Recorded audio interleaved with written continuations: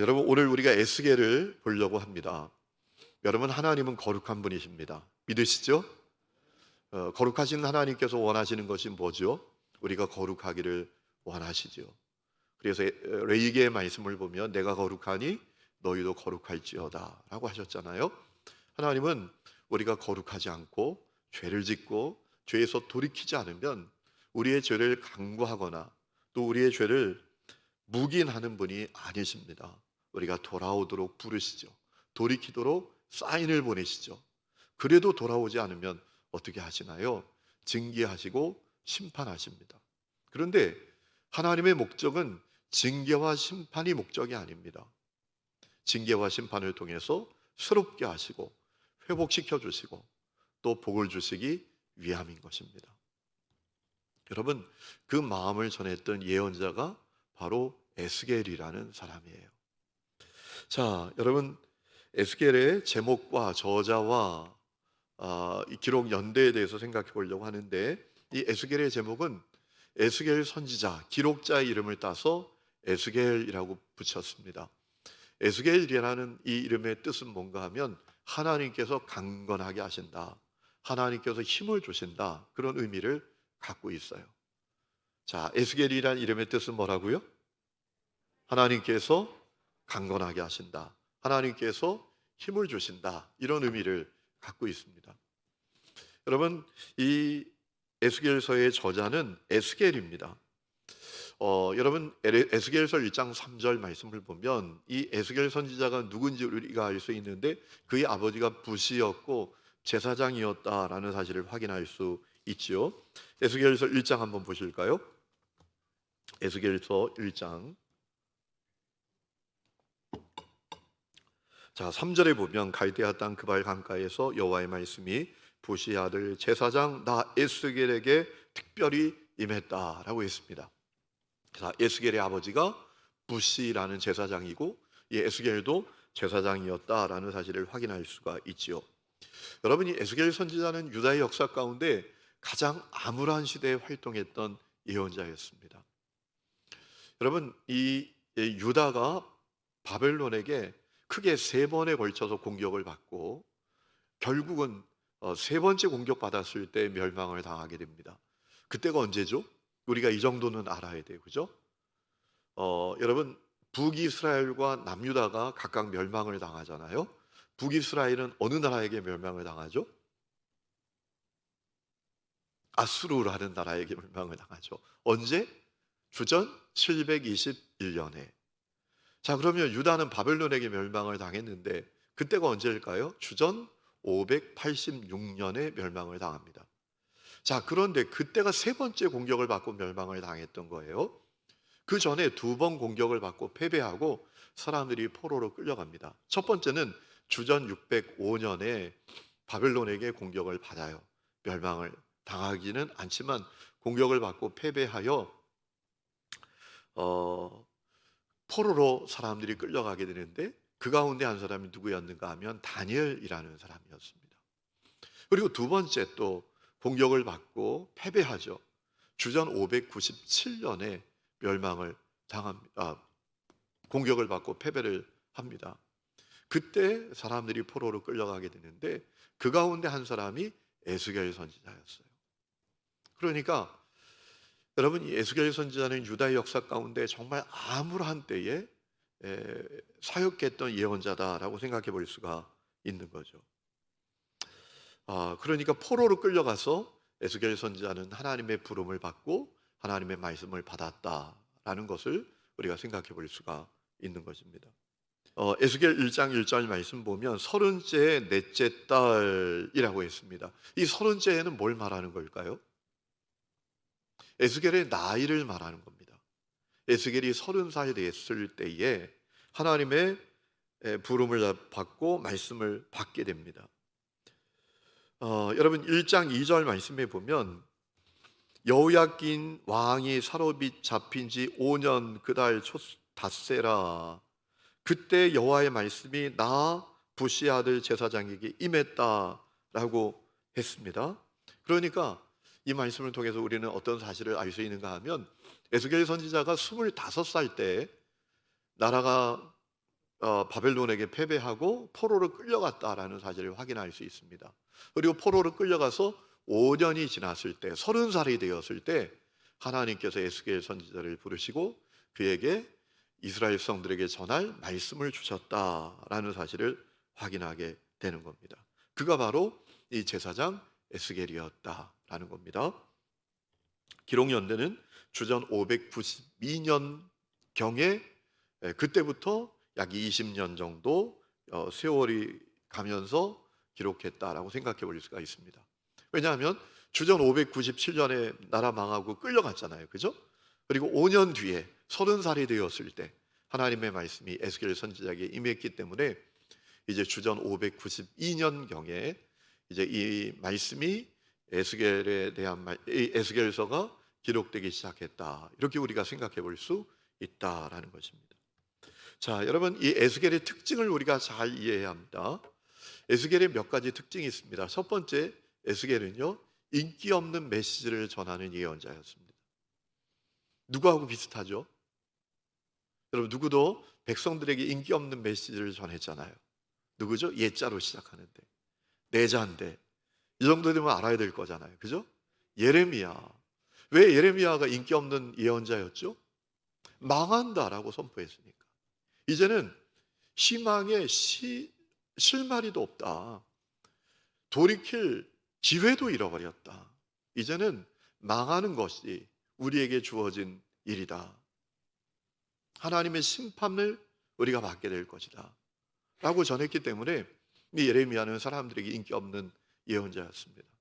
그때 인기 있는 예언자들은 누구였을까요?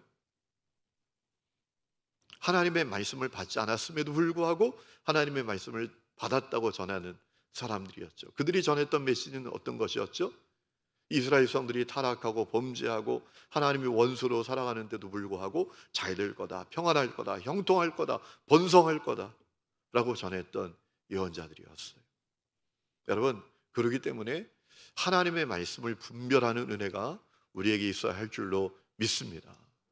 한국에 한때 막 웃긴 목사님들이 인기가 있었던 때가 있어요. 여러분, 웃긴 얘기가 중요한 얘기가 아니라 하나님이 주시는 말씀을 듣는 귀가 여러분에게 있기를 주의 이름으로 축원합니다. 여러분, 이 에스겔도 인기 없는 예언자였어요. 왜냐하면 포로로 끌려갔어요.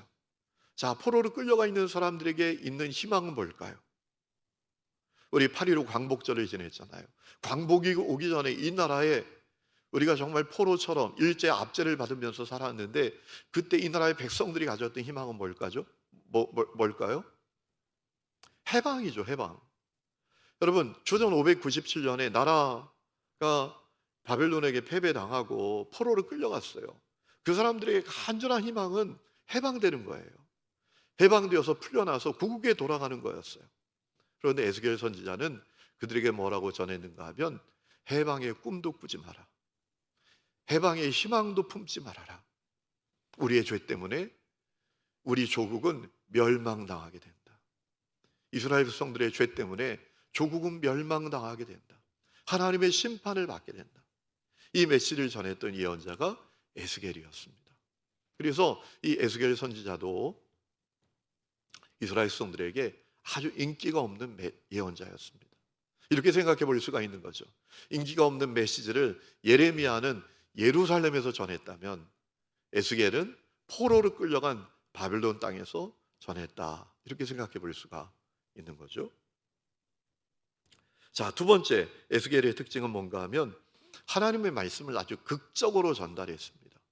때로는 막 발을 구르고 때로는 막 박수를 치면서, 저를 보세요. 예. 극적으로 전합니다. 막 때로는 토판에 그림을 그리면서, 때로는 자기 몸에 있는 모든 털을 다 밀고 머리털을 다 밀면서, 때로는 상징으로, 때로는 비유로, 때로는 기괴한 행동으로 하나님의 말씀을 전했던 예언자가 이 에스겔이었습니다. 왜 그렇게 했을까요?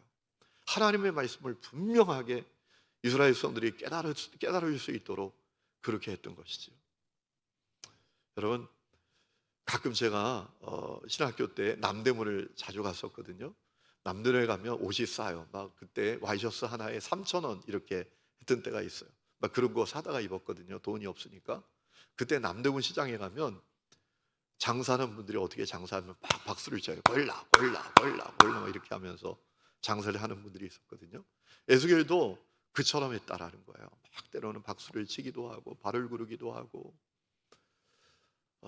그랬던 예언자가 바로 이 에스겔이다라는 겁니다. 세 번째는 하나님의 영광을 경험하고 하나님의 영광을 증언했던 예언자가 이 에스겔이었습니다. 크게 세 가지 부분의 하나님의 영광을 경험합니다. 자기가 하나님께 소명받을 때 보았던 그 하나님의 영광을 사람들에게 전달했습니다. 그 내용이 1장에 나오죠. 여러분, 에스겔이 하나님께 소명을 받으면서 하나님의 영광을 보게 됩니다. 내 생물을 보게 됩니다. 내 생물에 있는 바퀴들을 보게 됩니다. 또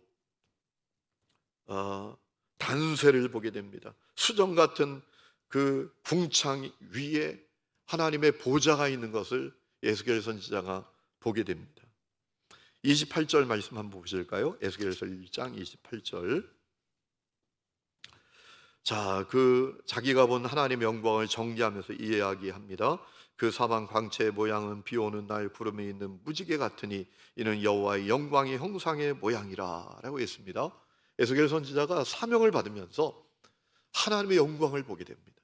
하나님을 모시고 있는 그 내 생물들과 하나님의 보좌를 보게 된 그 장면을 그가 증언합니다. 두 번째는 어떤 하나님의 영광을 그가 보았는가 하면 성전에 임하셨던 하나님의 영광이 떠나시는 장면을 보게 됩니다. 여러분, 9장 3절 말씀 보면 구룹에 머물렀던 성전 문지방에 그 이르시는 하나님의 영광을 보게 됩니다. 또 10장 4절에 가보면 성전의 여호와 영광이 가득한 것을 보게 됩니다. 그런데 문제는 10장 18절 19절 말씀을 보니까 그 하나님의 영광이 성전을 떠나시는 거예요. 우리 10장 한번 보실까요? 에스겔 10장. 에스겔 10장 18절 19절 말씀 볼까요? 우리 다 같이 한번 읽어보실까요? 시작. 여호와 영광이 성전 문지방을 떠나서 그룹들 위에 머무르니 그룹들이 날개를 들고 내 눈앞에 땅에서 올라가는데 그들이 나갈 때 바퀴도 그 곁에서 함께 하더라. 그들이 여호와의 전으로 들어가는 동문에 머물고 이스라엘 하나님 영광이 그 위에 덮였더라. 여호와 영광이 성전 문지방을 떠나는 장면을 보게 돼요. 여러분, 사실 이거 충격적인 거죠. 성전에 하나님 영광이 가득해야 되는데 성전에 가득했던 하나님 영광이 떠나는 장면을 보게 돼요. 11장 22절부터 23절 보면 성전에 임했던 하나님의 영광이 성전만 떠난 게 아니라 예루살렘을 떠나시는 하나님의 영광까지 에스겔 선지자가 보게 됩니다. 11장 보실까요? 11장 22절 23절 우리 다 같이 읽어봅시다. 시작. 그때 그룹들이 날개를 드는데 바퀴도 그 곁에 있고 이스라엘 하나님의 영광도 그 위에 덮였더니 여호와의 영광이 성읍 가운데에서부터 올라가 성읍 동쪽 산에 머물렀다라고 했습니다. 성전에 가득했던 하나님의 영광이 성전을 떠나더니요 예루살렘 성에서도 떠나는 장면을 에스겔이 보았다라는 겁니다. 하나님의 영광을 보기는 보았는데 가슴 아픈 하나님의 영광을 에스겔이 경험했던 것을 증언하고 있습니다. 또 세 번째 그가 보았던 하나님의 영광은 다시 성전에 임하시고 다시 예루살렘에 임하시는 하나님의 영광을 본 것을 그가 증언합니다. 43장 1절부터 5절까지 쭉 읽어보면 다시 성전에 임하시는 하나님의 영광을 그가 보게 됩니다. 에스겔서 43장 한번 보실까요? 에스겔서 43장 1절부터 5절까지 한번 보십시다. 에스겔서 43장 1절부터 5절까지 우리 다 같이 한번 읽어보겠습니다. 시작. 그 후에 그가 나를 데리고 문에 이르니 곧 동쪽을 향한 문이라. 이스라엘 하나님의 영광이 동쪽에서부터 오는데 하나님의 음성이 많은 물소리 같고 땅은 그 영광으로 말미암아 빛나니 그 모양이 내가 본 환상 곧 전에 성읍을 멸하러 올 때 보던 환상 같고 그발 강가에서 보던 환상과도 같기로 내가 곧 그 얼굴을 땅에 대고 엎드렸더니 여호와 영광이 동문을 통하여 성전으로 들어가고 영이 나를 들어 데리고 안뜰에 들어가시기로 내가 보니 여호와 영광이 성전에 가득하더라. 아멘. 자, 너무나 감격스러운 장면을 보게 된 거죠. 안타깝게도 성전을 떠나셨던 그 하나님의 영광이 이제 이스라엘 성들이 징계를 받고 심판을 당하고 죄값을 다 치른 다음에 그들이 정결케 된 그 다음에 다시 하나님의 성전으로 돌아오시는 그 하나님의 영광을 에스겔이 보았다라는 겁니다. 여러분, 저는 간절히 기도합니다. 우리 예배하는 이 자리에 하나님의 영광이 가득해지는 거예요. 여러분, 하나님께 범죄하면 하나님이 촛대를 옮기십니다. 하나님의 영광이 떠나십니다. 그러면 아무것도 아닙니다.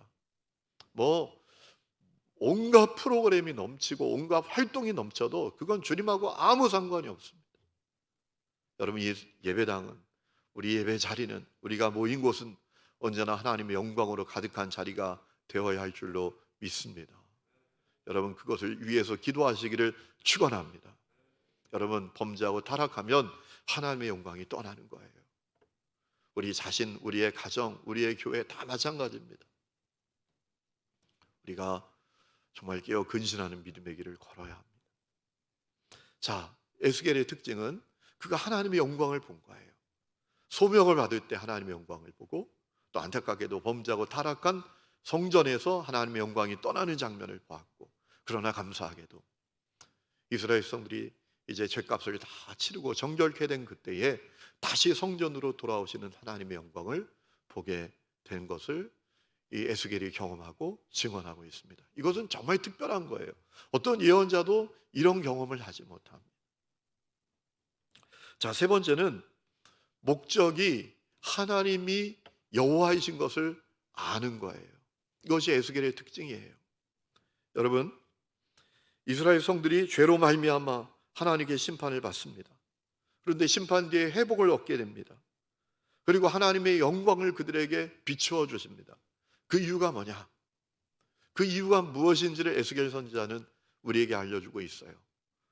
이스라엘 성도를 하여금 하나님이 여호와이신 것을 알도록 하기 위함인 거예요. 여러분, 주목해야 될 것은요, 에스겔서에 여호와인 줄을 알리라, 여호와인 줄을 알리라, 이 말씀이 몇 번이나 반복되는지 아십니까? 장장 50번이나 반복됩니다. 자, 우리가 대표적인 말씀 한번 찾아보실까요? 에스겔서 37장 13절.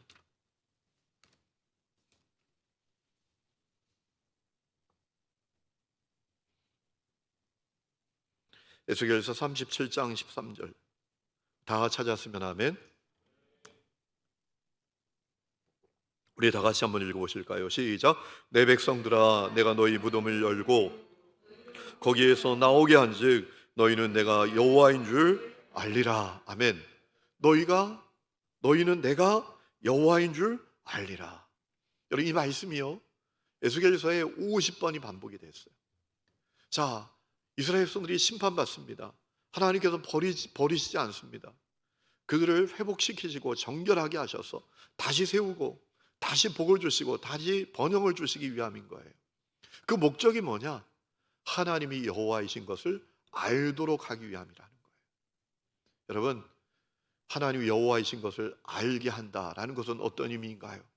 그분만이 참신이고 그분만이 소망이시고 그분만이 구원이시고 그분만이 능력이시고 그분만이 유일한 희망이시라는 사실을 확실히 알고 그 하나님을 끝까지 붙들고 살도록 하시기 위해서 그렇게 하신다라는 거예요. 여러분, 사람이요, 아는 것이 대단히 중요해요. 모르니까 방황하는 거예요. 모르니까 어긋나는 거예요. 알면 달라집니다. 하나님만이 여호와이시구나, 하나님만이 참신이시구나, 하나님만이 유일한 희망이시구나, 하나님만이 유일한 구원이고 능력이시구나, 이 사실을 알 때 끝까지 하나님을 붙들 수 있는 거예요.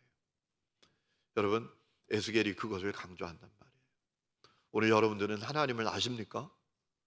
저는 우리 하나님교회 성도들이 하나님을 잘 아는 분들이 되시기를 축원합니다. 자, 그리고 이제 에스겔의 구조에 대해서 우리가 생각해 봐야 되는데요. 에스겔은 크게 네 가지 구조로 되어 있습니다. 구조를 잘 아는 것이 대단히 중요하다라고 말씀을 드렸죠. 숲을 알아야 나무를 볼 수가 있는 거예요. 나무 하나하나만 알면 숲을 알 수가 없잖아요.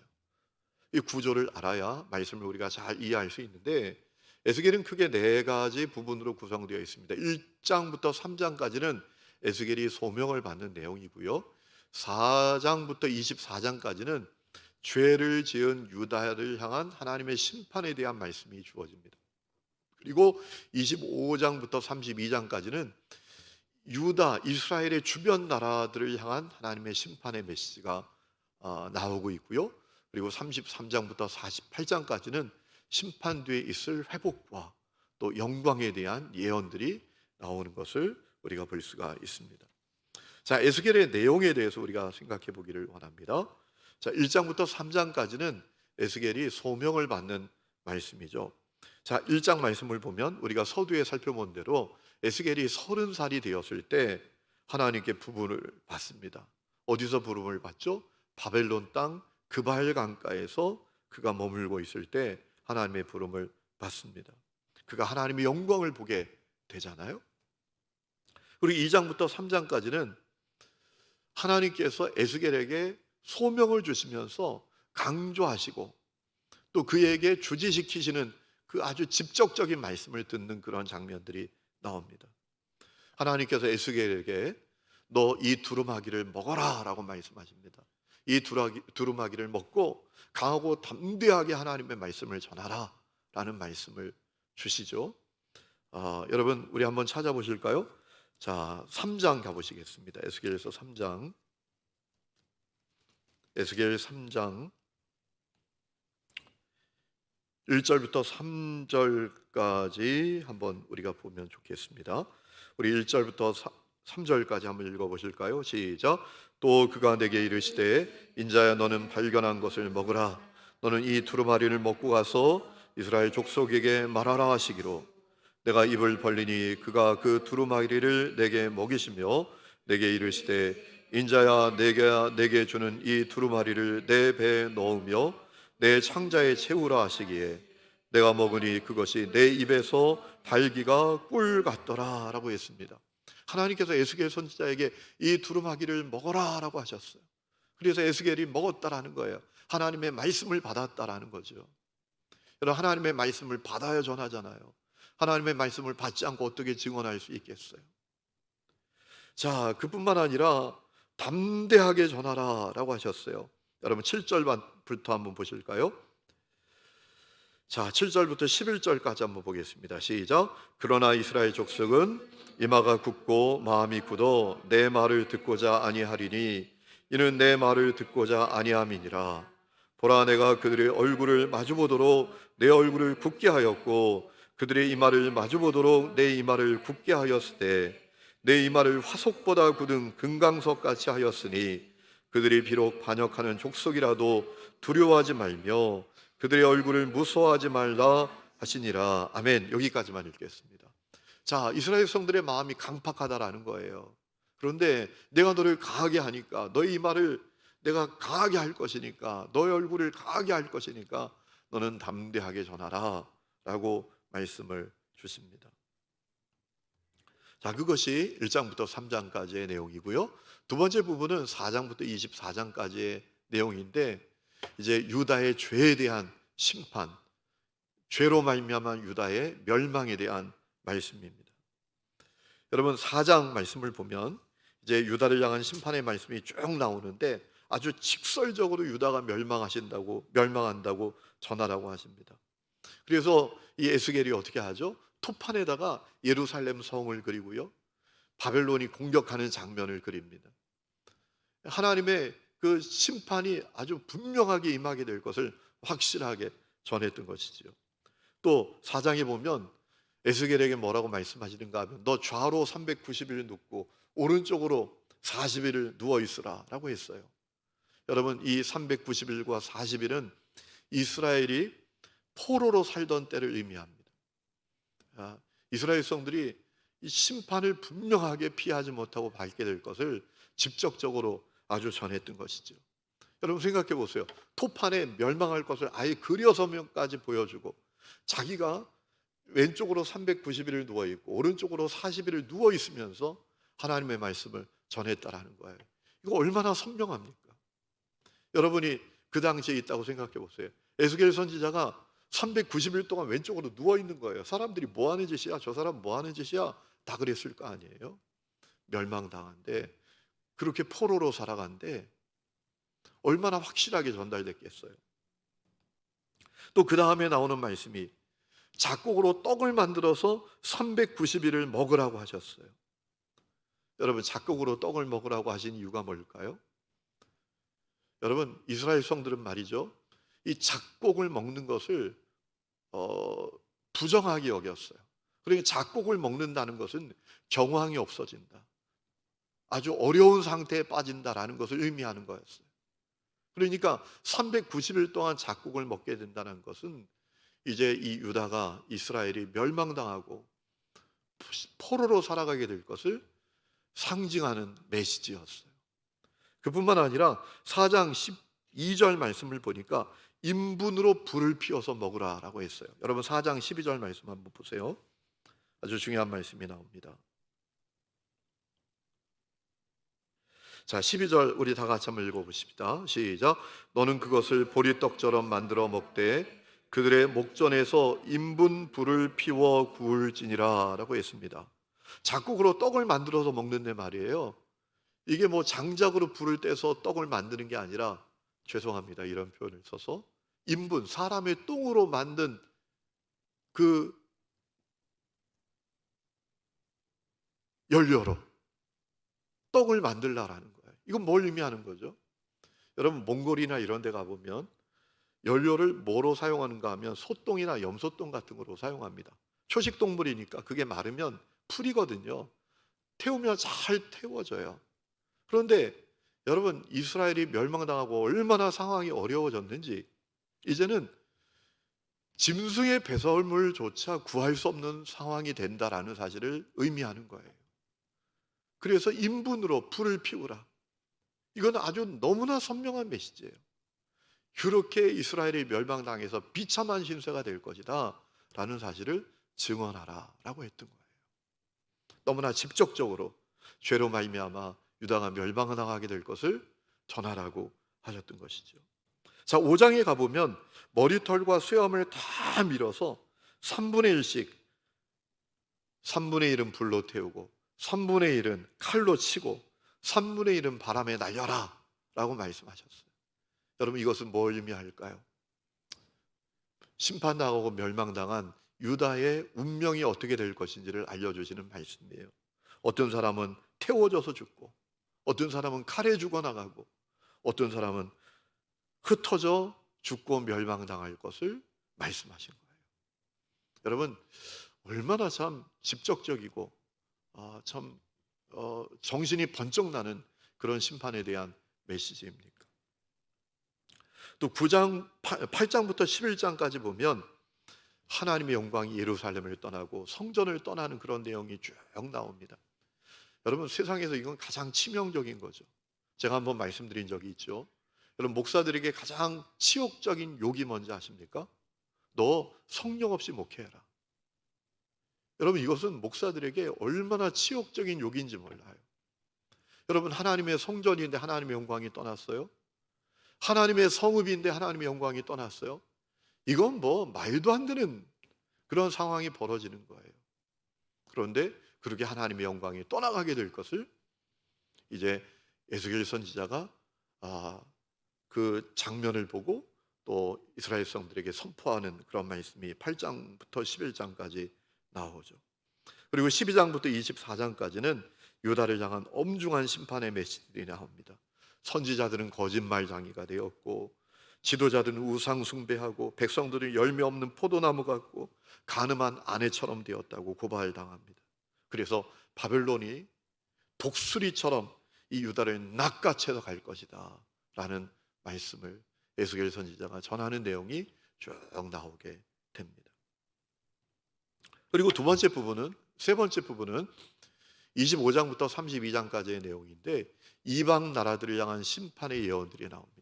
여러분, 유다가 멸망당할 때 주변에 있는 나라들이 아주 좋아하죠. 야, 저 이스라엘, 저 유다 다 멸망당하는구나. 좋아할 것 없다라는 거예요. 그들도 하나님의 손에 의해서 다 심판당하게 된다라는 사실을 에스겔 선지자가 선포합니다. 암몬, 모압, 에돔, 블레셋, 두로, 시돈, 애굽 다 멸망당하게 될 것이다 라는 말씀이 25장부터 32장까지 쭉 나오게 됩니다. 자, 그리고 33장부터 48장까지는 심판 뒤에 있을 회복과 또 임하게 될 하나님의 영광에 대한 예언이 나오게 되는데 핵심적인 내용이 있는 말씀은 36장과 37장 말씀이에요.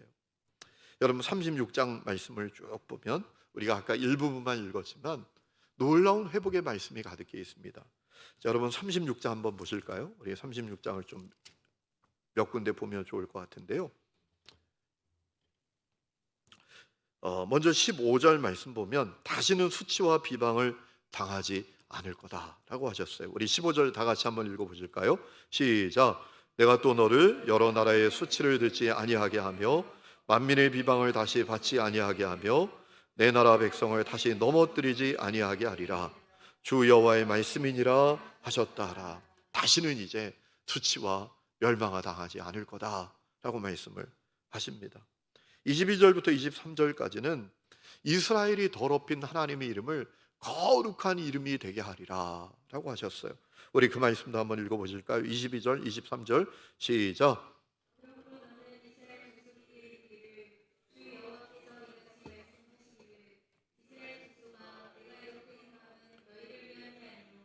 너희가 들어간 그 여러 나라에서 더럽힌 나의 거룩한 이름을 위함이라.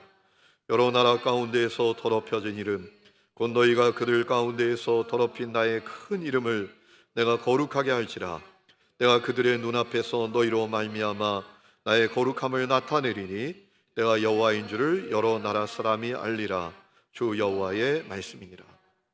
이스라엘 성들로 말미암아 하나님의 이름이 더럽혀졌지만 더럽혀진 그 이름을 거룩하게 하신다라고 하셨어요. 여러분, 저는 이 말씀을 보면서 저절로 기도가 나오더라고요. 여러분, 오늘 변화되지 못한 그리스도인들, 정말 하나님의 영광을 가리우는 목회자들, 또 교회의 모습 때문에 하나님의 이름이 땅에 떨어졌어요. 오늘 세상 사람들에게 교회는 더 이상 여러분 존중받는 그런 모습이 아니잖아요. 저는 기도하기는 그렇게 땅에 떨어진 하나님의 이름이 다시 높아지는 때가 오게 될 줄로 믿습니다. 자, 또 24절부터 27절까지는 아주 놀라운 말씀이 나옵니다. 해방되어서 고국으로 돌아가게 된다.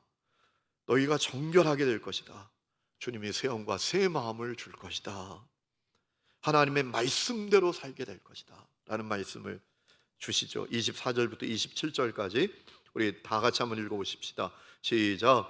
내가 너희를 여러 나라 가운데에서 인도하여 내고 여러 민족 가운데에서 모아 데리고 고국 땅에 들어가서 맑은 물을 너희에게 뿌려서 너희로 정결하게 하되 곧 너희 모든 더러운 것에서와 모든 우상 숭배에서 너희를 정결하게 할 것이며 또 새 영을 너희 속에 두고 새 마음을 너희에게 주되 너희 육신에서 굳은 마음을 제거하고 부드러운 마음을 줄 것이며 또 내 영을 너희 속에 두어 너희로 내 율례를 행하게 하리니 너희가 내 규례를 지켜 행할지라 라고 했습니다. 여러분, 고국으로 돌아가는 것만 능사가 아니잖아요. 돌아가도 마음 바뀌지 않으면 무슨 의미가 있어요? 영이 달라지지 않으면 무슨 의미가 있어요? 그래서 하나님께서 말씀하십니다. 돌아가게 할 것이고 마음을 바꾸어 줄 것이고 영이 달라지게 해 주실 것이고 그 다음에 더 중요한 게 뭐예요? 그러니까 어떤 일이 벌어지죠? 하나님의 말씀대로 살아가게 되는 거예요. 오늘 27절 내 영을 너희 속에 두어 너희로 내 율례를 행하게 하리니 너희가 내 규례를 지켜 행할 것이다 라고 했습니다. 마음과 영이 바뀌면 가능해지는 거예요. 여러분, 교회 다녀도 왜 주님의 말씀을 살아내지 못합니까? 따로 국밥처럼 말씀이고 현실은 현실이지 이런 태도로 평생 신앙생활 합니까? 예수를 믿어도 중생하고 거듭나지 않아서 마음이 달라지지 않고 영이 달라지지 않아서 그런 거예요. 오늘 이 말씀이 저와 여러분에게 실현될 수 있기를 주의 이름으로 축원합니다. 마음이 달라져야 돼요. 영이 달라져야 돼요. 그래야 하나님의 말씀대로 살아가는 거예요. 마음과 영이 달라지지 않고 하나님의 말씀대로 살려는 노력, 그거 아무것도 아닙니다. 물거품 같은 것일 뿐이에요. 자, 그리고 29장 9절부터 30절까지는 풍성함의 복도 주신다라고 했습니다. 너희가 거주하면서 내 백성이 되고 내가 너희를 모든 더러운 데에서 구원하고 곡식이 풍성하게 하여 기근이 너희에게 닥치지 아니하게 할 것이다 라고 했습니다. 그리고 33절부터 36절까지는 우리가 읽어봐야 합니다. 우리 읽어보시겠습니다. 시작. 주 여호와께서 이같이 말씀하셨느니라. 내가 너희를 모든 죄악에서 정결하게 하는 날에 성읍들의 사람이 거주하게 하며 황폐한 것이 건축되게 할 것인즉 전에는 지나가는 자의 눈에 황폐하게 보이던 그 황폐한 땅이 장차 경작이 될지라. 사람이 이르기를 이 땅이 황폐하더니 이제는 에덴 동산같이 되었고 황량하고 적막하고 무너진 성읍들의 성벽과 주민이 있다 할 것이다 라고 했습니다. 다 끝난 것 같았어요. 다 망한 것 같았어요. 아무런 희망조차 없는 것 같았어요. 그런데 사람들의 말이, 야, 어떻게 저렇게 일어났지? 에덴 동산 같아 라고 하는 그런 일을 하나님께서 이루시겠다라는 겁니다. 이 약속을 주셨어요. 그런데 가장 중요한 말씀이 36장에 따로 있습니다. 약속이 그러할지라도 이스라엘 성들이 그렇게 때문에 해야 될 것이 있다라고 하셨어요. 그것은 뭘까요? 하나님께 그 말씀이 성취되도록 기도하는 거예요. 그 말씀이 이루어지도록 하나님께 기도하는 거예요. 여러분, 그 말씀이 37절, 38절에 나오지 않습니까? 우리 37절, 38절 우리 다 같이 한번 읽어보실까요? 시작. 주 여호와께서 이같이 말씀하셨느니라. 그래도 이스라엘 족속이 이같이 자기들에게 이루어지기를 내게 구하여 할지라. 내가 그들의 수요를 양떼같이 많아지게 하되 제사드릴 양떼 곧 예루살렘이 정한 절기의 양무리 같이 황폐한 성읍을 사람의 때로 채우리라. 그리한즉 그들이 나를 여호와인 줄 알리라 하셨느니라. 아멘. 37절에 중요한 말씀이 나오죠. 주 여호와께서 이같이 말씀하셨느니라. 그래도 이스라엘 족속이 이같이 자기들에게 이루어 주기를 내게 구하여야 한다라는 겁니다. 자, 회복의 약속이 있어요. 번영의 약속이 있어요. 하나님은 그 일을 이루실 거예요. 그러기 위해서 필요한 것이 있다라는 겁니다. 뭐가 필요하죠? 이스라엘 성들이 그 일이 이루어지도록 하나님께 기도해야 한다라는 겁니다. 기도해야 한다라는 겁니다. 그래도 이스라엘 족속이 이같이 자기들에게 이루어지기를 내게 구해야 한다라고 했어요. 여러분, 그렇기 때문에 오늘 우리가 기도해야 하는 것입니다. 여러분, 이 성경은 하나님의 약속입니다. 믿으십니까? 이 성경의 말씀이 그러면 어떻게 우리에게 실현이 될까요? 우리가 기도해야 돼요. 하나님 말씀이 약속인데 성경에 있는 문자 약속이 아니라 내게 실현되기를 원합니다. 간절히 기도해야 돼요. 말씀으로 기도해야 돼요. 오늘 그 은혜가 여러분 가운데 있기를 축원합니다. 오늘 여러분은 기도하는 분들이십니까? 기도하시기를 축원합니다. 하나님, 이 약속이 내게 이루어지게 해주세요. 여러분, 이스라엘 성들에게 주님이 회복의 약속을 주셨어요. 돌아간다, 새 마음을 준다, 새 영을 준다, 풍성해진다, 하나님의 말씀을 지키며 살게 된다. 그런데 그 약속이 어떻게 이루어지는가? 그래도 이스라엘 족속이 내게 구해야 한다. 희망이 없어 보일지라도, 절망뿐이 현실일지라도, 여러분, 때로는 이 하나님의 약속이 정말 이루어지려나 이런 마음이 들 때가 있지 않겠습니까? 그렇지 않아요? 야, 우리가 정말 해방될 수 있을까? 야, 우리가 정말 고국으로 돌아갈 수 있겠어? 여러분, 그것이 정말 실현 가능성이 1도 없는 것처럼 보일 때가 있지 않았겠습니까? 그러나 그럼에도 불구하고 믿고 하나님을 신뢰하고 기도해야 한다는 겁니다. 오늘 그 역사가 여러분 가운데 있기를 축원합니다. 오늘 교회 안에 많은 사람들이요, 아주 무기력함에 빠져 있어요. 영적으로 냉소적인 태도에 머물러 있어요. 에이, 뭐 기도해봐야 소용도 없어. 믿어봐야 아무 의미도 없어. 에이, 열심히 신앙생활 해봐야 그거 아무것도 아니야. 힘만 들어. 교회를 떠나기도 그렇고 뭔가 찜찜하니까 떠나기도 그런 거예요. 여러분, 그런 어정쩡한 상태 가운데 영적으로 냉소적인 태도를 가지고 시간을 보내는 성도들이 교회 안에 얼마나 많은지 몰라요. 여러분, 깨어나시기를 축원합니다. 벗어나시기를 바랍니다. 때로는 희망이 없어 보여도, 절망뿐인 현실 같아도 약속을 믿고 기도하면 주님이 그 약속을 이루실 것을 믿습니다. 자, 또 하나의 핵심적인 내용은 37장의 내용이죠. 우리가 너무나 잘 아는 말씀이죠. 골짜기의 마른 뼈들이 일어나 하나님의 군대가 되는 내용이죠. 여러분, 또 하나 이 37장에 놀라운 약속이 나오는데, 37장 16절 17절 말씀 보면 유다와 이스라엘이 통일될 것이다 라는 약속도 주십니다. 우리 37장 16, 17절 다 같이 한번 읽어보실까요? 시작. 인자야, 너는 막대기 하나를 가져다가 그 위에 유다와 그 짝 이스라엘 자손이라 쓰고, 또 다른 막대기 하나를 가지고 그 위에 에브라임의 막대기 곧 요셉과 그 짝 이스라엘 온 족속이라 쓰고, 그 막대기들을 서로 합하여 하나가 되게 하라. 내 손에서 둘이 하나가 되리라. 아멘. 여러분, 분열된 북이스라엘과 남유다가 이제 회복과 번영의 날에 통일될 것에 대한 약속을 주셨어요. 여러분, 이 약속도 실현되지 않았습니까? 그리고 38장 39장의 내용은 하나님의 백성을 공격하는 북방왕 곡에 대한 내용입니다. 그런데 그 북방왕 곡이 하나님의 심판과 징계를 받게 된다라는 말씀이 나오죠. 여러분, 이 말씀은 어떤 의미냐 하면 종말의 때에 성도들에게 일어날 영적 전쟁과 승리를 알려주는 내용인 것이죠. 그리고 39장 25절부터 28절까지 중요한 회복에 대한 말씀이 있고요. 그리고 40장부터 42장까지의 내용은 회복된 예루살렘 성전을 에스겔이 환상 가운데 보고 그것을 증언하는 내용이 나옵니다. 그리고 43장 1절부터 5절까지 내용은 떠났던 하나님의 영광이 다시 돌아와서 성전에 가득하게 될 것에 대해서 증언하는 내용이 나옵니다. 그리고 47장에 우리가 주목해야 될 말씀이 하나 나오죠. 하나님의 영광이 다시 돌아오고 하나님의 성전에서 물이 흘러나가는데, 놀라운 사실은 말이죠, 그 물이 흘러나가는 곳곳마다 생명의 역사가 일어나는 것을 에스겔 선지자가 증언하는 것을 보게 됩니다. 자, 이제 결론을 맺습니다. 여러분, 에스겔을 통해서 우리는 중요한 사실을 깨닫게 되는데, 하나님의 사랑을 생각하게 됩니다. 여러분, 하나님은 범죄하고 타락한 이 이스라엘, 구제불능의 이스라엘을 포기하지 않으세요. 끝까지 사랑하십니다. 그들이 희망은 1도 둘 수 없는 상태가 되어도 그들을 포기하지 아니하십니다.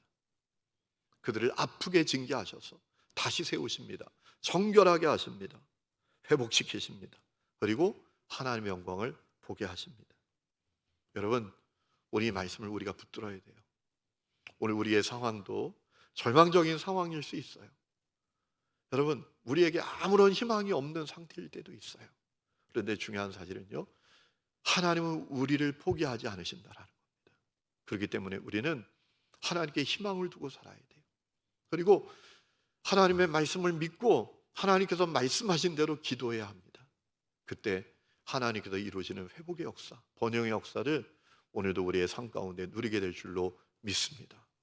영적인 냉소주의에서 벗어나야 합니다. 무기력함에서 벗어나야 합니다. 오늘 그 은혜가 여러분 가운데 있기를 주의 이름으로 축원합니다.